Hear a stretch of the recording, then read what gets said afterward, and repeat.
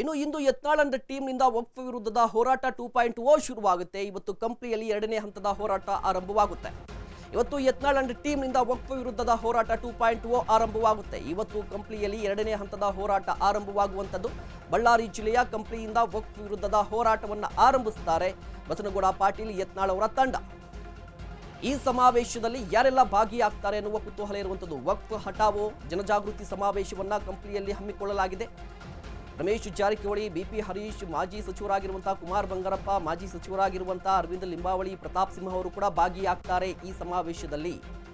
ಒಂದು ಕಡೆ ರಾಜ್ಯ ಬಿಜೆಪಿಯಲ್ಲಿ ಬಡಿದಾಟ ಶುರುವಾಗಿರುವಂಥದ್ದು. ಬೇಡ ಬೇಡ ಅಂತ ಹೇಳಿದರೂ ಕೂಡ ವಕ್ಫ್ ವಿರುದ್ಧದ ಹೋರಾಟವನ್ನು ಮುಂದುವರಿಸ್ತಾ ಇದ್ದಾರೆ.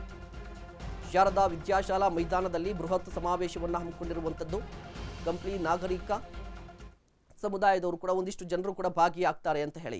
ಈ ವಕ್ಫ್ ವಿರುದ್ಧದ ಹೋರಾಟಕ್ಕೆ ಸಂಬಂಧಪಟ್ಟಂತೆ ರಾಜ್ಯ ಬಿಜೆಪಿಯಲ್ಲಿ 2 ವಾದ ಇದೆ.